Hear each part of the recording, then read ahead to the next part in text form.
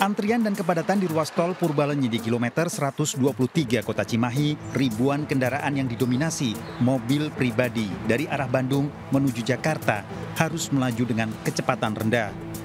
Lonjakan volume kendaraan arus balik ini sudah terjadi sejak Rabu sore hingga dini hari tadi. Gelombang arus balik terus mengalir. Kendaraan para pemudik yang hendak kembali ke kota tujuan seperti Jakarta, Bogor, Tangerang, Bekasi, dan Depok terus bertambah. Lonjakan kendaraan pada arus balik libur bersama ini akan terjadi pada malam hingga dini hari seiring berakhirnya libur panjang Isra Mi'raj dan Imlek. Memeriahkan tahun baru Imlek, pengunjung stasiun besar Yogyakarta bisa menikmati atraksi barongsai. Atraksi barongsai ini langsung menjadi perhatian para calon pemudik kereta api yang dengan antusias menyaksikan dan mengabadikan momen tersebut. Tidak hanya di area pintu masuk pemeriksaan tiket, namun sejumlah barongsai bahkan juga masuk ke dalam gerbong kereta untuk menghibur para penumpang yang akan pulang ke daerah asal usai menikmati libur panjang di Yogyakarta. Para penumpang mengaku atraksi barongsai sangat menghibur terlebih saat menunggu di stasiun. Selain barongsai, juga ditampilkan atraksi Liong di halaman stasiun. Tahun baru Imlek ini, stasiun besar Yogyakarta juga dihiasi dengan ornamen bernuansa Imlek, termasuk baju yang dikenakan petugas.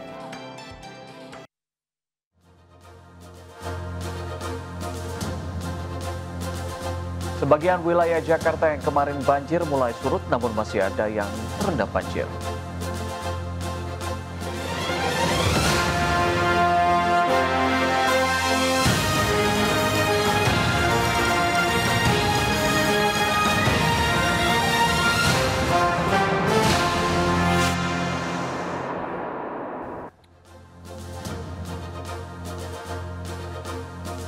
Libur Isra Mi'raj dan Imlek memang sudah berakhir. Arus mudik masih terus terjadi hingga dini hari tadi. Semangat bekerja dan juga beraktivitas di hari ini ya. Betul sekali. Dan pemirsa, selain berita utama tadi, sejumlah laporan menarik lainnya juga akan hadir menemani aktivitas pagi Anda. Bersama saya Raisa Nadia. Dan saya Reza Helmi, berikut seputar Anies Pagi selengkapnya.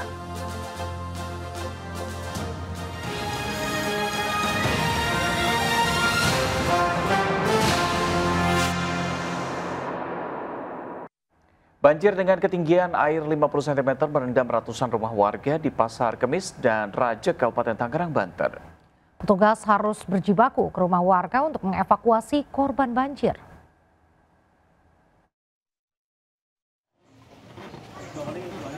Tim gabungan Badan Penanggulangan Bencana Daerah bersama tim relawan kemanusiaan terus menyisir warga perumahan Villa Tomang, Pasar Kemis, Kabupaten Tangerang. Ketinggian air di wilayah ini 50 cm hingga 1,5 meter. Warga membawa barang berharga yang masih bisa diselamatkan untuk diungsikan ke lokasi pengungsian dibantu petugas. Banjir disebabkan meluapnya Sungai Cirarap dan Situ Gelam. Variasi untuk Kecamatan Rajek di antara 30 sampai 2 meter. Di perumahan Royal Rajek itu ada hampir 2 meter, 1,8 cm. Dan untuk di Kecamatan Pasar Kemis itu antara 30 sampai 1 meter. Warga berharap normalisasi Sungai Cirarap dan Situ Gelam yang mengalami pendangkalan agar segera dilakukan pemerintah untuk menghindari banjir yang akan datang. Dari Kabupaten Tangerang, Banten, Aimarani melaporkan. Akibat diguyur hujan deras sejak Selasa malam, akses jalan dan ratusan rumah warga di Kabupaten Bekasi, Jawa Barat terendam banjir. Ketinggian air yang masih mencapai hingga 60 cm membuat warga memilih mengungsi ke tempat yang lebih aman.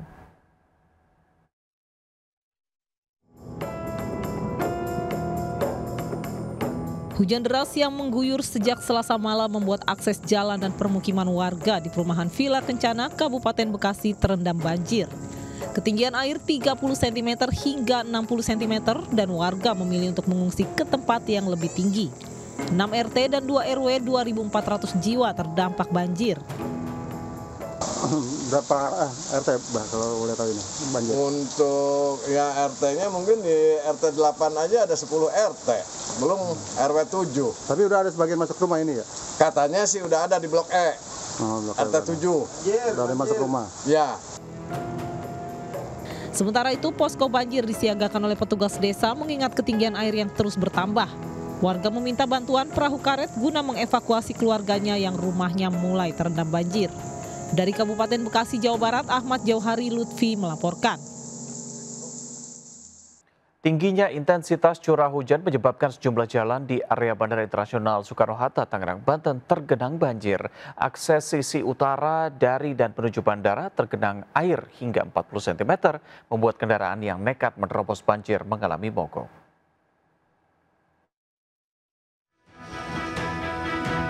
Sejumlah kendaraan roda 4 dan roda 2 harus mengurangi kecepatan karena ruas jalan di area Bandara Internasional Soekarno-Hatta, Tangerang masih terendam banjir. Tingginya curah hujan membuat ruas jalan di perimeter utara yang merupakan akses menuju bandara dari daerah Teluk Naga masih tergenang air setinggi 40 cm. Tidak sedikit pengendara yang nekat melintas mengalami mogok mesin. Kali ini lebih parah, yang lalu hanya sedikit aja di pintu gerbang. Perimeter utara pun tempo hari tahun lalu enggak sama sekali, hanya di sini aja. Tapi sekarang hampir ini. Tadi Bapak melintas ketinggian sampai mana?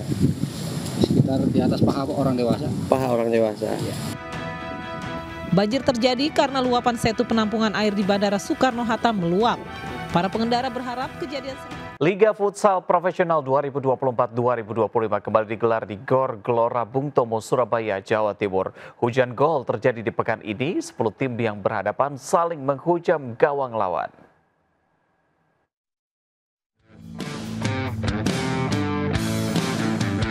Laga pembuka Liga Futsal Profesional 2024-2025 pekan keempat langsung menyajikan pertandingan menarik antara Sadakata FC melawan Black Steel FC di Gor Gelora Bung Tomo, Surabaya, Jawa Timur.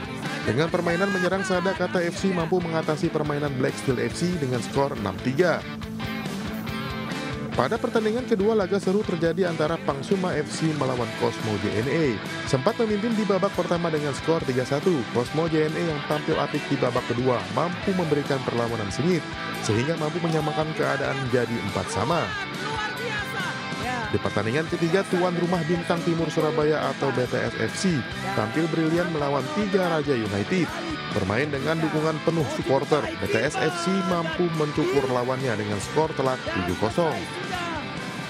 Pada laga keempat, giliran Halus FC yang mampu meraih poin penuh setelah menghajar lawannya Rapheli FC. Sempat kesulitan pada awal laga, Halus FC akhirnya tampil konsisten, sehingga mampu memenangi pertandingan dengan skor 5-2. Pada laga pamungkas, secara mengejutkan tim debutan Kuda Laut Nusantara mampu mengalahkan tim papan atas Unggul FC dengan skor tipis 3-2. Dengan kekalahan pertamanya ini, Unggul FC harus rela turun ke peringkat ketiga di papan klasemen sementara Liga Futsal Profesional 2025. Tim Liputan iNews melaporkan. Dan selesai sudah Kuda Laut Nusantara pecah telur. Kita kembali ke informasi banjir, pemirsa. Rumah warga di Kampung Nelayan Eretan, Kandang Haur, Kabupaten Indramayu, Jawa Barat rusak diterjang ombak besar. Banjirop yang merendam rumah warga terjadi akibat jebolnya tanggul karena dihantam ombak besar.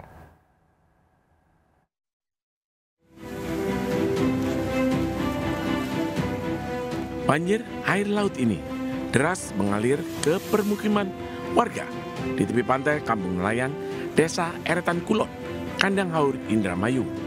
Air banjir ini masuk ke dalam rumah-rumah warga.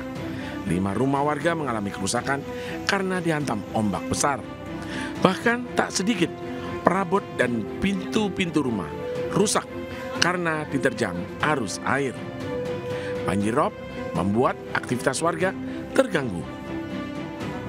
Banjirop ini terjadi karena memang tahunan juga, namun samping itu adanya pembatas antara darat dan lautan itu jebol. Hingga kini banjirop belum menunjukkan tanda-tanda surut. Sementara BMKG memprediksi air laut pasang terjadi pada tanggal 2 Januari hingga 9 Februari mendatang. Warga berharap pemerintah Kabupaten Indramayu dapat segera mengatasi banjirop yang selalu menjadi langganan. Dari Indramayu, Jawa Barat, Toys Iskandar melaporkan. Banjir di kawasan Kelapa Gading, Jakarta Utara masih menggenang hingga Rabu malam. Meski banjir akibat hujan sejak Selasa malam ini belum terlalu surut, kendaraan sudah bisa untuk melintas. Dan berikut laporan dari rekan Henry Aprila dan juru kamera Andri Setiawan serta Muhammad Hoirudin untuk Anda. Yang menggenangi di sekitaran wilayah Jakarta ini sudah terjadi sejak pukul dini hari di tanggal 29 Januari 2025. Informasi yang kami terima, hujan yang mengguyur di sekitaran Jakarta terjadi sejak malam hari di tanggal 28 Januari 2025, sehingga ini yang mengakibatkan beberapa titik lokasi yang ada di Jakarta tergenang oleh air. Di tempat kami melaporkan saat ini, yakni di Kelapa Gading, Jakarta Utara juga ikut tergenang banjir. Kalau informasi yang kami terima, air yang menggenang sejak dini hari sampai dengan pukul 9 pagi ini menggenang mencapai 80 cm. Kemudian juga di siang hari di pukul 1 sampai dengan pukul 2 siang hari ini air sudah cukup membaik mencapai 50 cm. Kemudian kalau untuk di sore hari sampai dengan malam hari ini sudah cukup membaik. Ini air sudah mencapai 20 sampai dengan 10 cm. Kalau kami pantau, kendaraan roda 4 maupun kendaraan roda 2 juga sudah bisa melintas. Kalau tadi pagi tidak bisa melintas karena mengingat genangan air yang cukup dalam. Kemudian juga kalau untuk arus lalu lintas di sekitaran Kelapa Gading, Jakarta Utara juga sudah cukup normal dibandingkan sejak tadi pagi. Informasi yang kami terima dari kepolisian sekitar Kelapa Gading yang menyampaikan bahwa memang pos-pos evakuasi sudah dikerahkan untuk mengantisipasi adanya banjir susulan, namun untuk warga sekitar memilih untuk berada di kediaman masing-masing. Kalau kami pantau juga Dishub juga telah membantu beberapa kendaraan yang sempat mengalami mati mesin atau mogok, sehingga para kendaraan yang mengalami mogok sendiri ini sudah dikerahkan di beberapa daratan-daratan tinggi. Tentu harapan masyarakat untuk banjir yang terjadi di sekitar Jakarta, terutama di Kelapa Gading, Jakarta Utara, dapat membaik karena mengingat banjir ini sendiri selalu turun setiap tahunnya. Dari Jakarta, Henry Aprila dengan juru kamera Andri Setiawan dan juga Muhammad Hoirudin melaporkan. Banjir masih merendam permukiman warga Kedaung Kaliangke, Cengkareng, Jakarta Barat hingga Rabu malam. Selain menyebabkan sejumlah pemotor mogok, sebagian warga memilih pulang kampung lantaran banjir tak kunjung surut.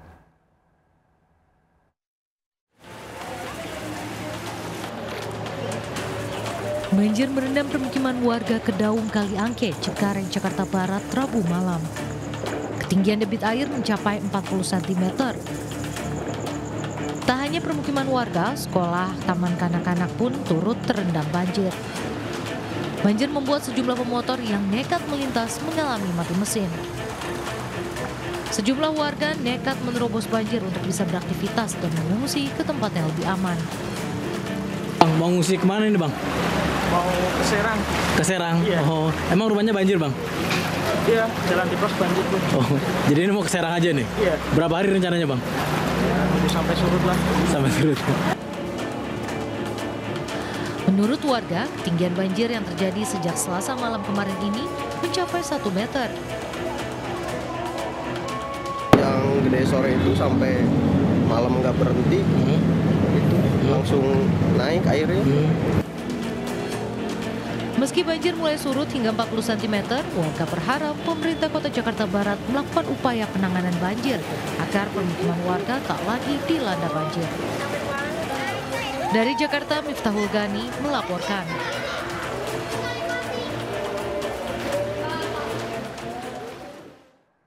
Permukiman warga di Cilincing, Jakarta Utara terendam banjir dengan ketinggian air hingga 1 meter lebih. Petugas pun berjibaku mengevakuasi warga yang terjebak banjir, termasuk para lansia.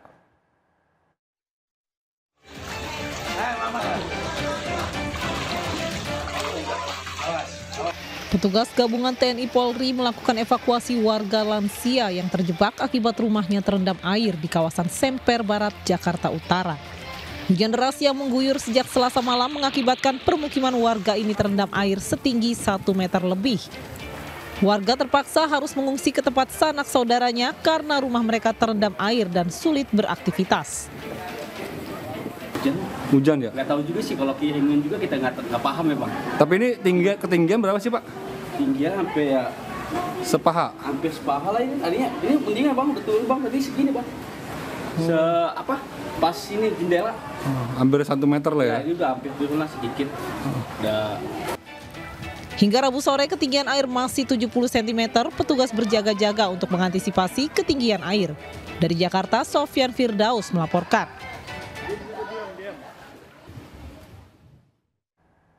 Pemirsa, sesaat lagi Bang Napi akan menyampaikan berita kriminal tentang wanita yang diperkosa dan dibunuh kemudian dibuang dalam sergap. Selengkapnya sesaat lagi, tetaplah bersama kami.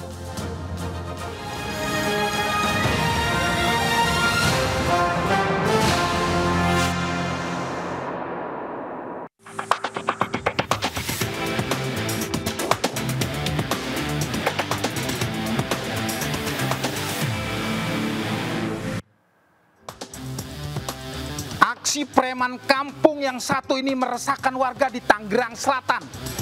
Kerjanya nyatronin konter HP terus malak sambil ngamuk kalau nggak dikasih. Bang, kalau mau duit kerja dong bang, kerja, bukannya malak.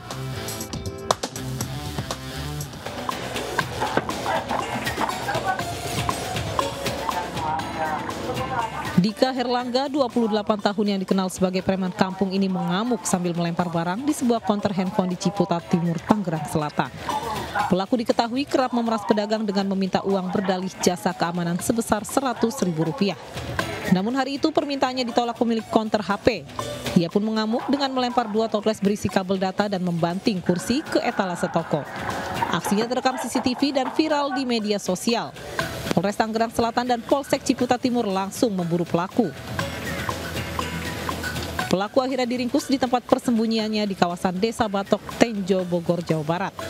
Dalam catatan kepolisian, pelaku sudah 2 kali beraksi di lokasi yang sama dan meresahkan sejumlah pedagang di Pasar Jombang, Ciputat. Dari Jakarta Selatan, Den Helmi Sajangbati melaporkan.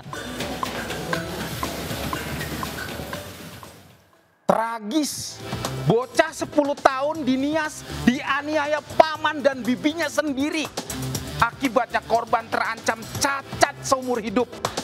Kok ada ya manusia yang nggak punya hati begini? Tega-teganya nyiksa anak nggak berdosa.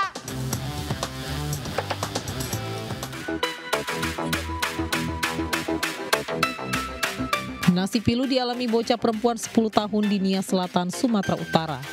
Kaki bocah tersebut mengalami cacat diduga akibat penganiayaan oleh paman dan bibinya. Kisahnya pun diviralkan di media sosial oleh salah seorang tetangganya. Polisi merespon dengan menjemput bocah tersebut. Kini korban tengah menjalani serangkaian perawatan medis dan pemeriksaan oleh polisi untuk mendalami kasusnya. Pendalaman pemeriksaan terhadap keluarga maupun tetangga setempat.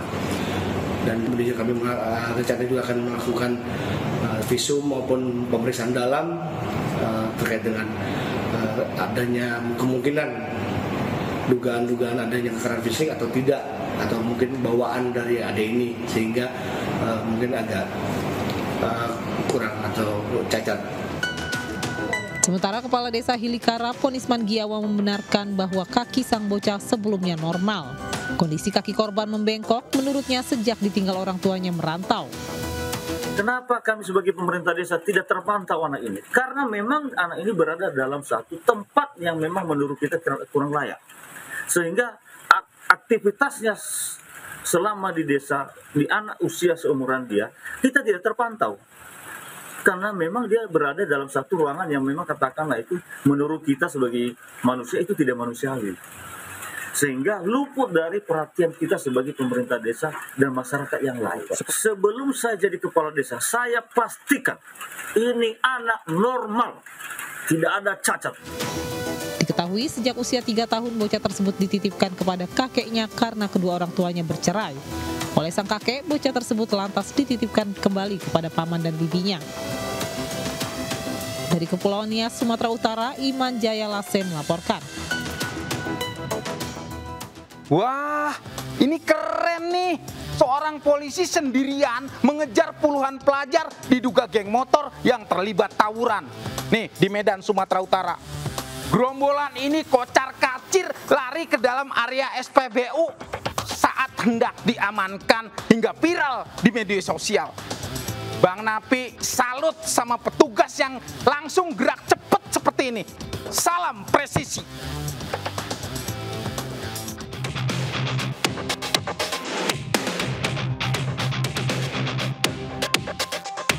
CCTV merekam detik-detik puluhan sepeda motor yang konvoi merangsek masuk ke dalam areal SPBU di Jalan Tritura, Medan, Sumatera Utara. Puluhan pelajar yang diduga geng motor ini ternyata kabur dari kejaran seorang polisi yang sedang melintas di lokasi saat geng ini tawuran. Seorang anggota polisi sendirian ini terus memburu para pelajar, bahkan beberapa di antaranya sempat terjatuh saat hendak kabur. Dari tangan pelajar diamankan barang bukti sajam dan beberapa orang dibawa ke Mako Polrestabes Medan. Awalnya dia dikejar dari polisi dari flyover underpass lari kemari, terus jatuh di dekat pompa, Bang. Ada berapa banyak, Bang, sepeda motor yang anak sekolah itu? Ada sekitar 20-30 sepeda motor. Puluhan ya? Iya. Nah, itu kalau dari dugaan kita apa? Ini geng motor atau gimana, Bang? Mungkin anak sekolah tawuran gitu. Tawuran ya? Sajam ya. Pegawai SPBU menyebut kawasan ini kerap dilintasi gerombolan geng motor dan kadang terjadi tawuran. Dari Medan, Sumatera Utara, Ahmad Ridwan Nasution melaporkan. Pemirsa, Bang Napi mau update nih kasus penemuan jasad wanita di Kebun Teh, daerah Cianjur hari Minggu kemarin. Hasil otopsinya baru keluar dan menyatakan korban diduga kuat juga menjadi korban pemerkosaan. Polisi udah tahu nih sosok terduga pelakunya. Tungguin aja ya, Bang ya. Banyak-banyak tobat, minta ampun dah sebelum dicokok sama polisi.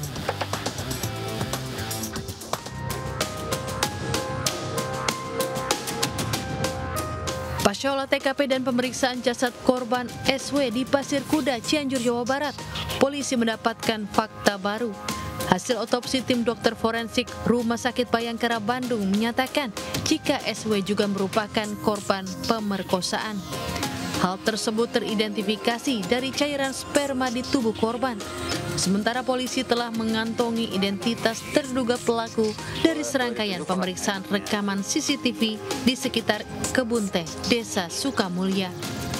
Dokter forensik menyampaikan bahwa di beberapa bagian tubuh korban ada luka-luka yang terkena benda tumpul dan juga ada sperma di kemaluan korban dan celana korban. Sementara itu menurut Kepala Desa Sukamulya, korban merupakan pekerja asisten rumah tangga yang diduga dibunuh saat pergi bekerja. Berdasarkan informasi yang didapat antar kepala desa, suami korban sempat mengantar istrinya naik angkot untuk ke rumah majikannya. Kelihatan suaminya itu, dia itu naik elap. Nah itu masih kontekan sama suaminya, katanya kepala desa yang di sana. Masih kontekan sama suaminya, udah sampai Cianjur itu masih kontekan. Udah itu sekitar 2 jam hilang, Pak, kontaknya itu. Polisi kini tengah memburu terduga pelaku. Dari Cianjur, Jawa Barat, Muhammad Anik Ihsan melaporkan. 3 residivis kambuhan yang bikin resah warga Padang akhirnya dibekuk polisi. Karena mantan napi, maling sama narkoba ini kerjanya malakin pelajar yang lagi jalan sendirian. Nah, jadi buat adik-adik pelajar nih, kalau dalam kondisi terancam, baiknya jangan ngelawan. Laporin aja ke polisi. Kalau mandek, baru nih, viralin.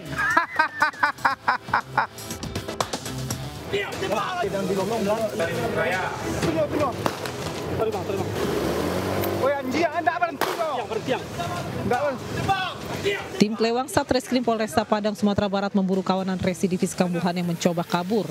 Pengejaran membuahkan hasil, 1 orang berhasil ditangkap.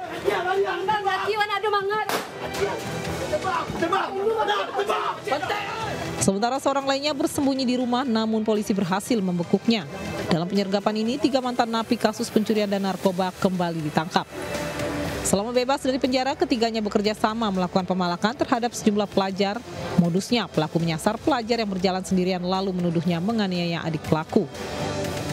Korban yang ketakutan dibawa paksa menggunakan motor ke tempat sepi lalu barang berharganya dirampas. Aksi ketiganya sudah sangat meresahkan warga karena telah beroperasi 18 kali. Dalam barang-barang berharga yang diambil itu kebanyakan rata-rata handphone, karena mungkin barang-barang instan. Nah, barang instan. Berarti itu ini sering dilakukan oleh TSK untuk bagaimana nih? Nah, untuk TSK memang sudah berulang kali melakukan modus seperti ini, dan akhirnya kita menerima laporan dan ditindaklanjuti oleh tim. Atas perbuatannya, para pelaku akan kembali mendekam di penjara dengan maksimal hukuman selama 7 tahun. Dari Padang, Sumatera Barat, Budi Sunandar melaporkan. Bang Napi sedih banget lihat kasus yang satu ini. Sepasang suami istri mencuri sepeda motor dengan modus COD. Sedihnya pelaku ini bawa balita pas lagi beraksi dan ketahuan warga. Aduh, tolong banget ya, jangan bawa anak kecil dalam aksi kejahatan. Apa nggak kasihan sama mentalnya, biarpun masih balita?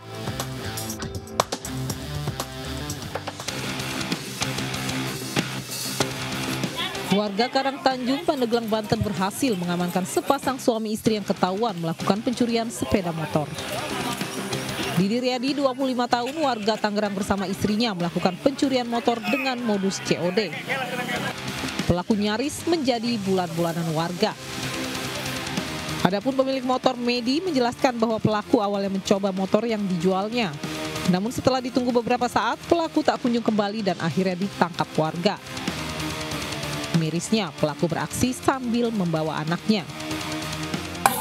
Langsung dicoba aja sama dia, udah dicoba tapi nggak balik-balik lagi. Harusnya kan kalau nyoba motor itu kan balik lagi. Nggak jauh ya? Perlu jauh. Ngerasa curiga ya? Curiga, langsung dikejar aja ke sini. Kejar ke sini. Langsung ditangkap Pak sama warga juga ya ini? Pelakunya masih atas nama Didi Riyadi, tinggal bermain sendiri. Cuma untuk ada keterlibatan untuk istri dan anaknya masih dalam proses pendalaman dari kami selanjutnya.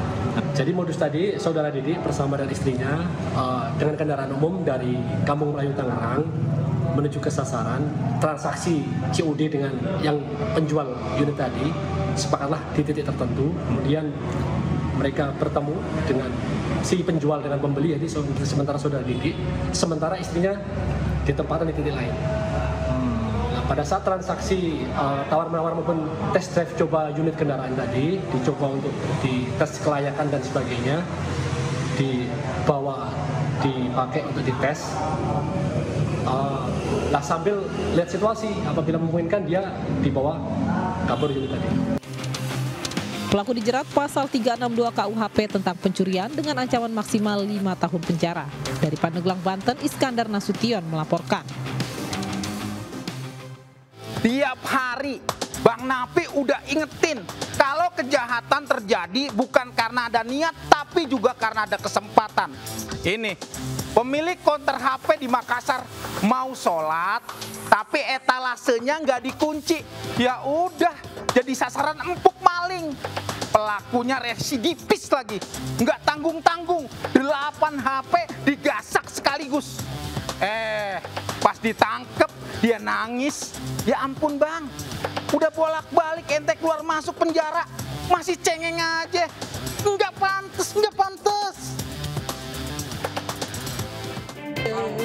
Ada lagi. Residivis kasus pencurian kembali beraksi saat melihat sebuah konter HP di Makassar tanpa penjagaan.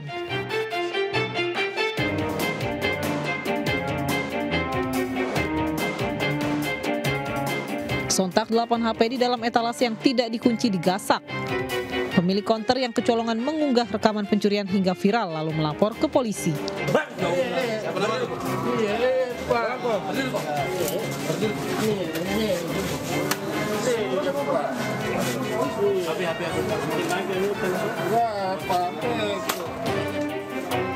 Tidak berselang lama, polisi membekuk pelaku yang sedang tidur di depan sebuah warung makan di Pangkep, Sulawesi Selatan.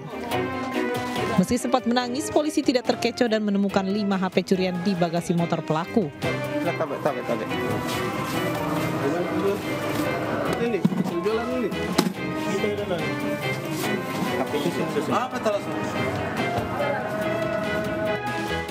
Sementara 3 ponsel lainnya sudah dijual. Terjual? Ada 4 unit yang terjual? Iya. Terus itu hasil penjualan menggunakan apa? pakai belanja. Narkoba juga? Narkoba apa ya? Sabu. Ini yang keberapa kali kemudian diamankan polisi? Sudah 3 kali. Sebelumnya dalam kasus apa? Kasus yang sama. Kami sangat dibantu oleh ada CCTV, kami identifikasi sehingga kami tahu identitas pelaku, dan alhamdulillah tadi malam kami bisa amankan di Bangkok lelaki yang bernama Alim, umur 30 tahun dengan barang bukti 5 unit HP. Atas perbuatannya, penjahat kambuhan ini terancam penjara di atas 5 tahun. Dari Makassar, Sulawesi Selatan, Muhammad Nurbone melaporkan. Sepasang muda-mudi terekam CCTV yang diduga kuat membuang janin perempuan di rumah yang akan dijual di kawasan Koja, Jakarta Utara. Karena nggak lama kemudian, penjaga rumah nemuin janin bayi dalam kantong plastik hitam di mesin air. Nah, buat yang ngerasa baru aja ngebuang janin hasil pergaulan bebas, ogah tanggung jawab, siap-siap bakal diciduk polisi dah. Kalau udah berbuat salah, harusnya diperbaiki dengan cara ya bertanggung jawab, bukannya malah ngebunuh bayi yang gak berdosa.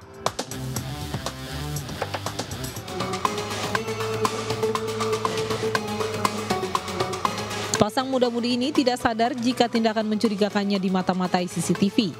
Keduanya diduga kuat tengah membuang janin bayi perempuan di dekat mesin pompa air di sebuah rumah kosong di Jalan Walang Baru 6, Koja, Jakarta Utara. Tidak berselang lama, penjaga rumah yang sudah lama kosong dan dalam proses penawaran untuk dijual ini menemukan janin bayi perempuan di tempat pelaku membuangnya. Diduga usia janin sekitar 7 bulan karena sudah memiliki anggota tubuh lengkap, namun badannya masih sangat kecil. Begini Pak, saya kan mau pancing air nih, ya kan? Tiba-tiba ada plastik hitam di situ. Nah, saya buka Pak, ternyata itu orok itu Pak, anak orok. Mengenali gitu? Anak warga sini atau gimana? Ciri-cirinya Pak? Oh, kenal Pak, warga sini Pak. Oh, berarti memang yang 2 orang itu warga sini ya? Satu aja. Yang laki-laki. Dengan ditemani pengurus RT, penjaga rumah melaporkan penemuan janin bayi tersebut ke Polsek Koja. Dari Jakarta, Rizky Falufi melaporkan. Pergaulan bebas zaman now semakin mengerikan. Perbuatan tidak bertanggung jawab terparah dengan pembunuhan bayi tak berdosa. Berpikir bijak sebelum bertindak nekat. Ingat, kejahatan terjadi bukan hanya karena ada niat, tapi juga karena ada kesempatan. Waspadalah, waspadalah. Terima kasih Bang Napi. Pemirsa, sebuah jet tempur canggih andalan Amerika Serikat F-35 milik Angkatan Udara AS jatuh. Selengkapnya sesaat lagi, tetaplah bersama kami.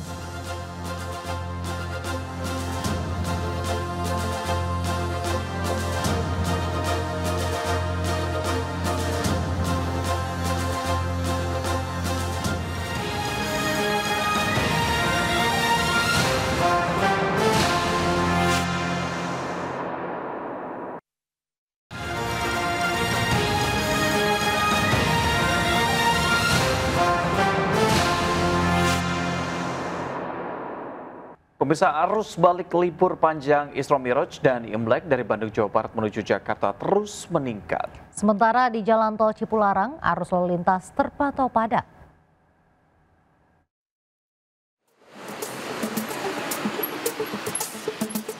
Antrian kendaraan di ruas tol Purbalenyi di kilometer 123 Kota Cimahi, ribuan kendaraan yang didominasi mobil pribadi dari arah Bandung menuju Jakarta harus melaju dengan kecepatan rendah.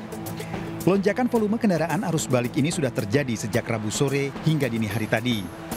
Gelombang arus balik terus mengalir. Kendaraan para pemudik yang hendak kembali ke kota tujuan asal seperti Jakarta, Bogor, Tangerang, Bekasi, dan Depok terus bertambah. Lonjakan kendaraan pada arus balik libur bersama ini akan terjadi malam hingga dini hari seiring berakhirnya libur panjang Isra Miraj dan Imlek. Sementara arus kendaraan di ruas jalan tol Cipularang, tepatnya di kilometer 79, sekitar wilayah Maracang, Babakan, Cikau, Purwakarta, sampai dini hari, ribuan kendaraan dari arah Bandung menuju Jakarta memadati jalur bebas hambatan. Kepadatan kendaraan ini didominasi kendaraan pribadi bernomor polisi Jabodetabek. Selain meningkatnya kendaraan pemudik yang akan balik ke Jabodetabek, kepadatan arus lalu lintas akibat imbas dari banyaknya kendaraan truk pengangkut sembako yang berjalan pelan sehingga berimbas pada kendaraan di belakangnya. Kontur jalan yang menanjak dan berkelok membuat pengemudi memperlambat laju kendaraan. Kepadatan arus balik di ruas tol Cipularang terjadi hingga Kamis dini hari, sementara arus dari arah sebaliknya relatif normal. Dari Bandung Barat dan Purwakarta, Yuwono Wahyu serta Irwan melaporkan. Diterjang banjir, jembatan sepanjang 20 meter yang merupakan akses utama warga di Kabupaten Kediri, Jawa Timur terputus. Akibatnya warga terpaksa berjalan memutar sejauh 5 km untuk bisa beraktivitas.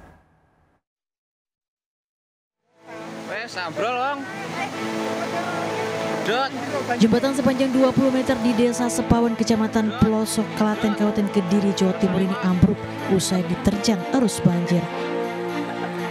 Pondasi jembatan ambrol akibat tak kuat menahan gerusan air sungai yang meluap dari lereng Gunung Kelut. Akibatnya akses utama warga desa lumpuh total. Warga bahkan terpaksa harus berjalan memutar sejauh 5 km untuk bisa beraktivitas. Hujan terlalu deras dan lumayan lama hujannya, Pak. Jadi semua air ngepul di sini dan mengakibatkan ambrol jalannya. Jalan satu-satunya menuju ke kota ya ini. Selain membuat jembatan terputus, meluapnya aliran sungai juga menyebabkan belasan rumah warga terendam banjir. Kepala Pelaksana BPBD Kabupaten Kediri mengatakan jembatan tersebut merupakan penghubung antar desa Wonorejo Trisulo dengan Sepawan. Ada banjir luapan sehingga menyebabkan jalan di penghubung antara Wonorejo Trisulo dan desa Sepawan terputus.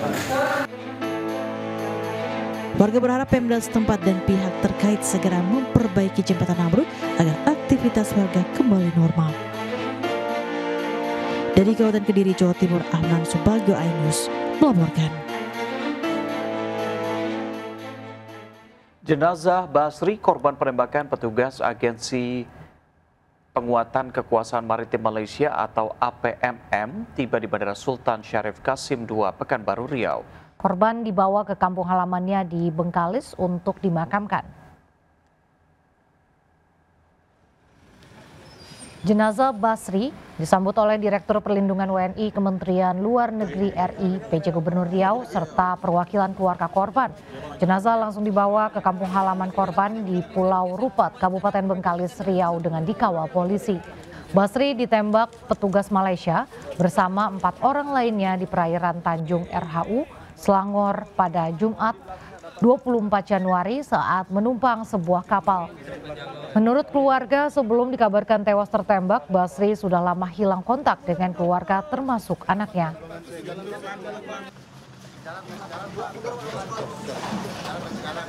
Oh, karena sering bolak-balik itu Pak ya? Tak mengetahui lagi dalam keberangkatan dia itu kemana dia mencari kerja, kami nggak tahu. Tapi komunikasi lewat handphone ada pernah komunikasi? Enggak ada. Ada juga, putus hubungan, putus komunikasi kami semua keluarga terhadap dia. Ternyata terbukti ada hari ini buahnya dia. Pemirsa, sebuah coffee shop di kawasan Jakarta Selatan memberikan layanan yang berbeda. Rocky Pesik, pemilik kafe, memberikan kesempatan kepada mereka yang memiliki keterbatasan untuk bekerja sebagai barista. Keberadaan barista Down Syndrome justru berdampak positif, tidak hanya bagi usahanya, tapi juga menginspirasi pelanggan yang datang. Berikut kisah inspiratifnya dalam Mereka Punya Cerita.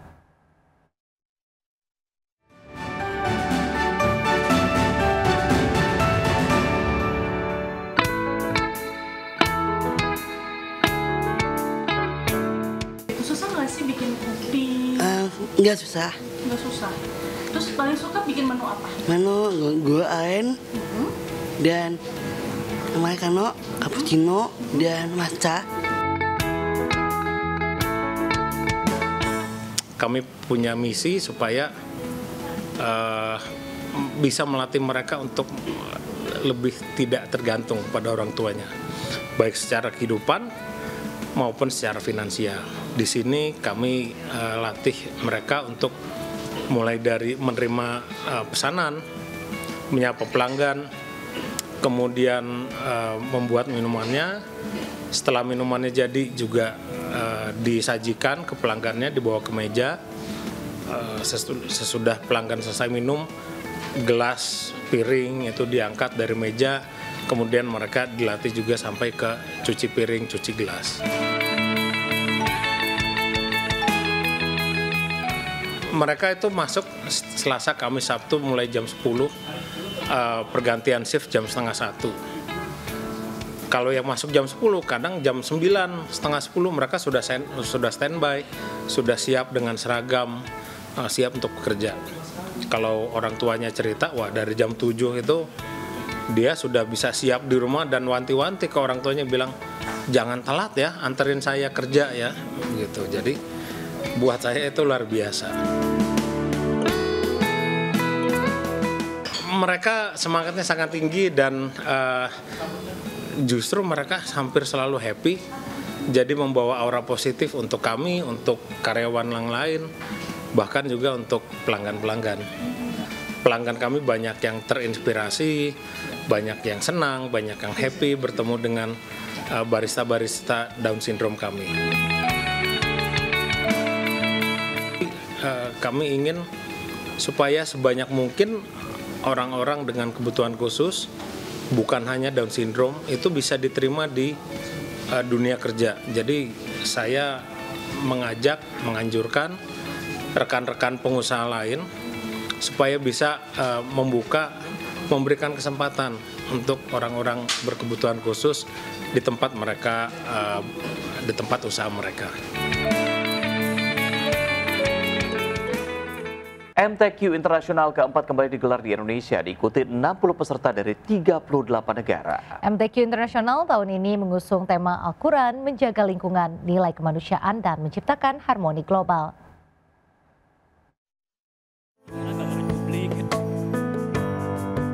Menteri Agama Nasaruddin Umar membuka Musabaqah Tilawatil Quran atau MTQ Internasional keempat di Jakarta.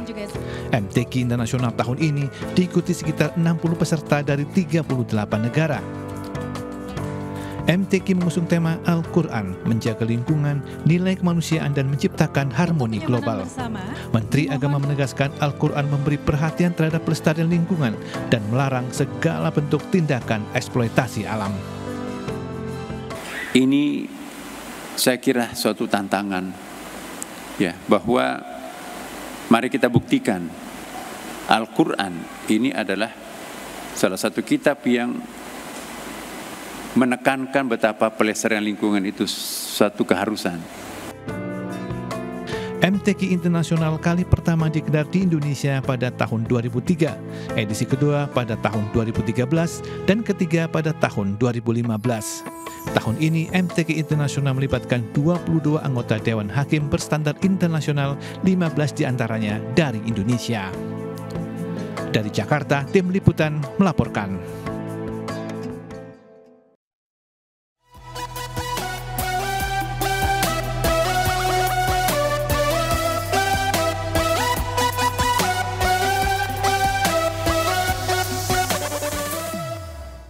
Nah, bagi Anda pemirsa warga Depok dan sekitarnya kini nggak perlu jauh-jauh dan juga mengeluarkan biaya ratusan ribu rupiah jika ingin merasakan sensasi hempasan ombak. Betul sekali, karena di tengah kota Depok, Jawa Barat ada wahana bermain air yang bisa Anda kunjungi untuk mengisi liburan bersama keluarga.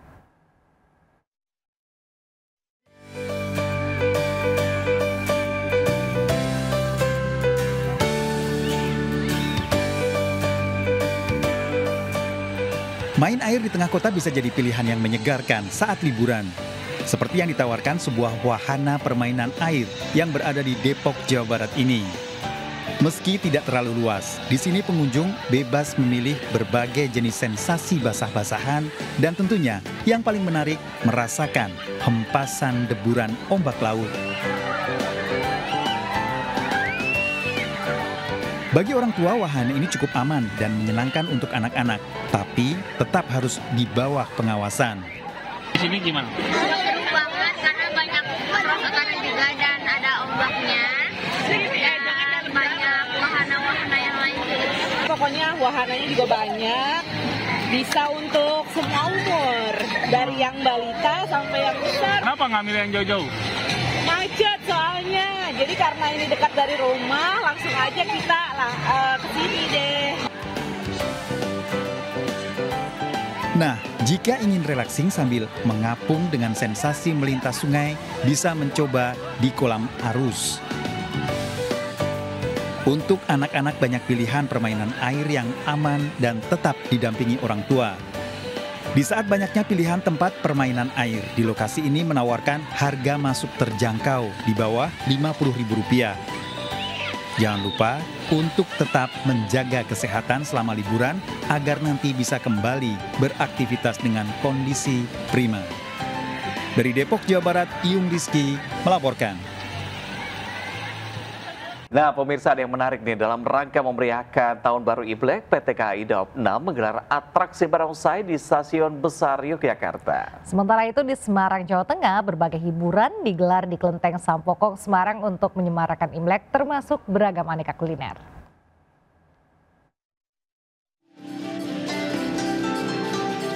Memeriahkan Tahun Baru Imlek, pengunjung Stasiun Besar Yogyakarta bisa menikmati atraksi barongsai.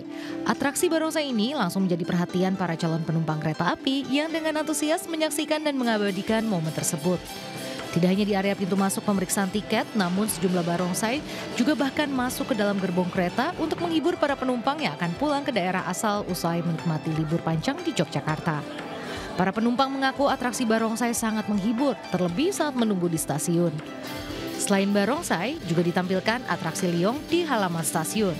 Tahun Baru Imlek ini, Stasiun Besar Yogyakarta juga dihiasi dengan ornamen bernuansa Imlek, termasuk baju yang dikenakan para petugas. Sementara itu di Semarang, Jawa Tengah, perayaan pergantian Tahun Baru Imlek juga berlangsung meriah. Ribuan masyarakat hadir memadati Kelenteng Sampokong untuk melihat sejumlah hiburan yang disajikan seperti atraksi barongsai, penampilan musik, hingga kuliner. Tidak hanya umat yang merayakan saja, namun warga Semarang lain dari berbagai kalangan, etnis, dan agama juga datang untuk menikmati hiburan di sini yang mencerminkan toleransi antar umat beragama. Para pengunjung nampak berkeliling dan mencoba berbagai jajanan yang ada. Puncak perayaan Imlek di Kelenteng Sampokong ditandai dengan pemukulan tambur dan pelepasan burung sebagai simbol kemakmuran dan kedamaian untuk semua umat. Dari Semarang, Jawa Tengah dan Yogyakarta DIY, Wisnu Wardana dan Gunanto Farhan melaporkan. Umat Buddha di Medan melakukan ibadah umum di Mahavihara Maitreya untuk merayakan Imlek. Untuk menyemarakan Imlek tahun ini, pihak vihara mendekor pintu masuk dengan hiasan ular serta ribuan lampion yang tergantung di bagian depan.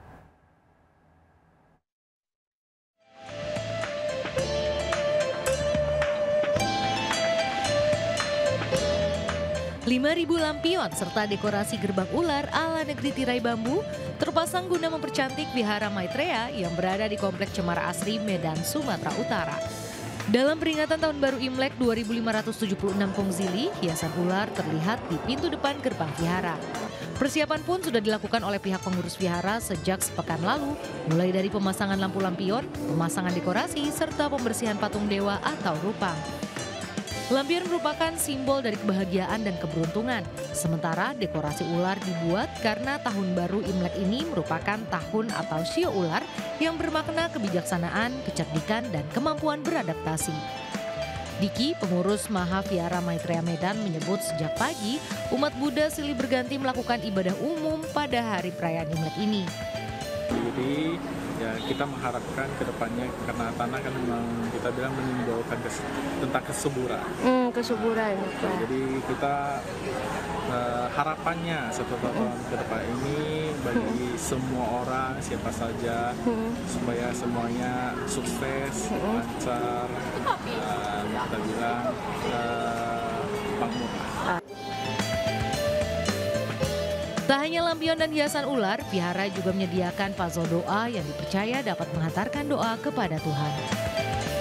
Dari Medan, Sumatera Utara, Ahmad Ridwan Nasution melaporkan. Bagi warga Tionghoa, banyak cara menyambut kemeriahan Imlek di tahun ini ya. Betul sekali. Seperti misalnya saja menghias bonsai dengan ragam pernak-pernik Imlek yang menjadi kegiatan unik dan penuh makna.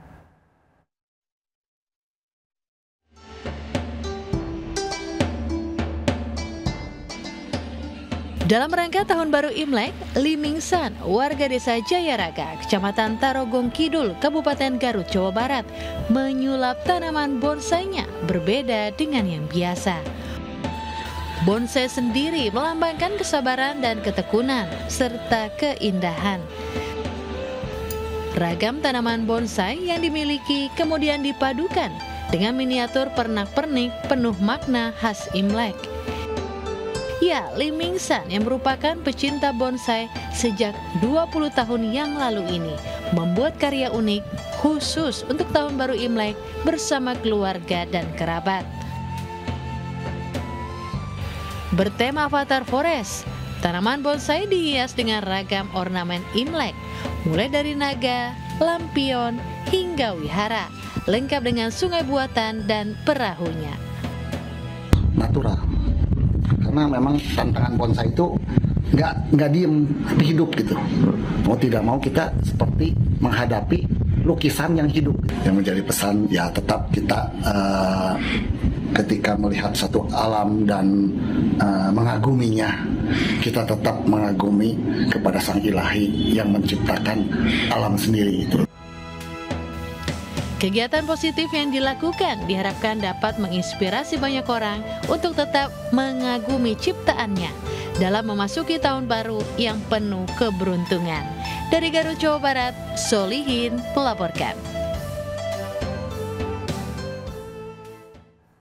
Sebagai bentuk rasa syukur dan kepedulian terhadap sesama, Imlek juga diperingati dengan kegiatan sosial, termasuk menyantuni anak yatim dan duafa. Semangat Imlek diharapkan membawa kebaikan bagi seluruh masyarakat, termasuk kesejahteraan bagi rakyat Indonesia.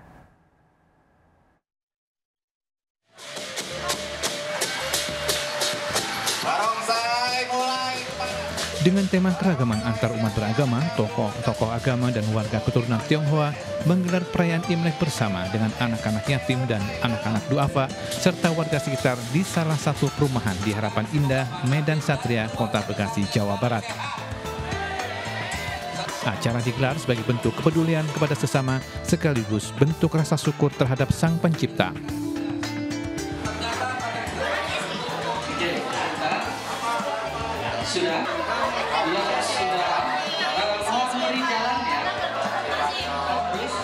Selain makan bersama, anak yatim dan duafa serta warga mendapatkan angpau.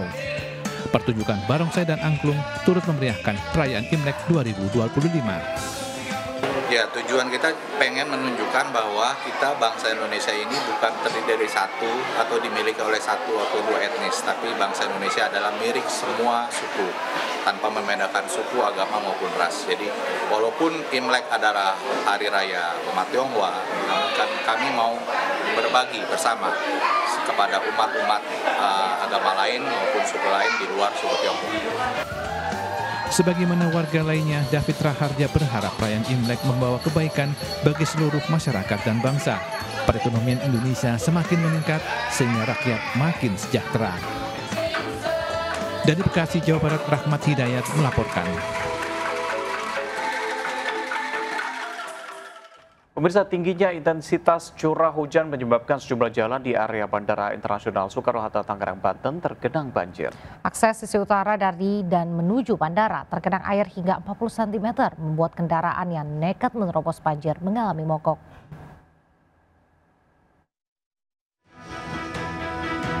Sejumlah kendaraan roda 4 dan roda 2 harus mengurangi kecepatan karena ruas jalan di area Bandara Internasional Soekarno-Hatta, Tangerang masih terendam banjir. Tingginya curah hujan membuat ruas jalan di perimeter utara yang merupakan akses menuju bandara dari daerah Teluk Naga masih tergenang air setinggi 40 cm. Tidak sedikit pengendara yang nekat melintas mengalami mogok mesin. Kali ini lebih parah, yang lalu hanya sedikit aja di pintu gerbang. Perimeter utara pun tempo hari tahun lalu enggak sama sekali, hanya di sini aja. Tapi sekarang hampir penuh. Tadi Bapak melintas ketinggian sampai mana? Sekitar di atas paha orang dewasa. Paha orang dewasa. Ya. Banjir terjadi karena luapan setu penampungan air di Bandara Soekarno-Hatta meluap. Para pengendara berharap kejadian serupa tidak terjadi lagi. Dari Tangerang, Banten, Hasnugara melaporkan. Banjir masih merendam permukiman warga Kedaung, Kaliangke, Cengkareng, Jakarta Barat pada Rabu malam. Selain menyebabkan sejumlah pemotor mogok, sebagian warga memilih pulang kampung lantaran banjir tak kunjung surut.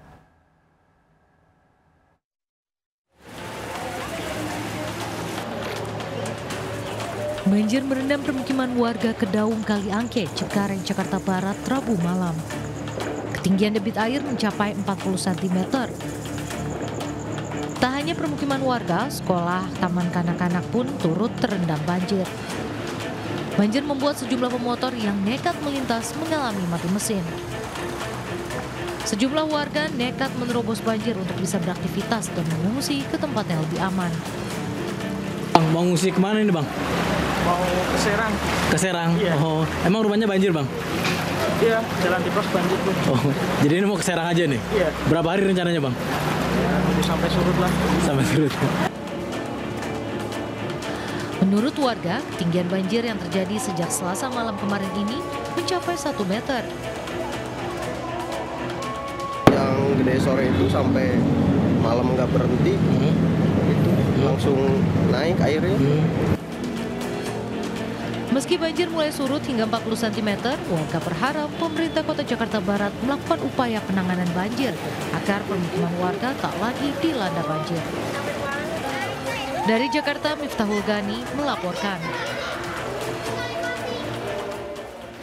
Akibat diguyur hujan deras sejak Selasa malam, akses jalan dan ratusan rumah warga di Kabupaten Bekasi, Jawa Barat terendam banjir. Ketinggian air yang masih mencapai hingga 60 cm membuat warga memilih mengungsi ke tempat yang lebih aman.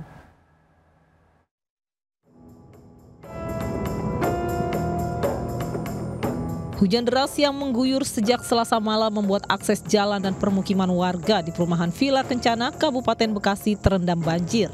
Ketinggian air 30 cm hingga 60 cm dan warga memilih untuk mengungsi ke tempat yang lebih tinggi. 6 RT dan 2 RW 2.400 jiwa terdampak banjir. Berapa RT kalau boleh tahu ini banjir? Untuk ya RT-nya mungkin di RT 8 aja ada 10 RT, belum RW 7. Tapi udah ada sebagian masuk rumah ini ya? Katanya sih udah ada di Blok E. Kami akhiri jumpa kita pagi ini, pemirsa. Berita-berita yang kami sampaikan di program seputar iNews pagi hari ini juga dapat dilihat di okezone.com. Silakan men-scan barcode yang tertera. Saya Reza Helmi. Dan saya Raisa Nadia. Selamat beraktivitas, tetap semangat dan sampai jumpa.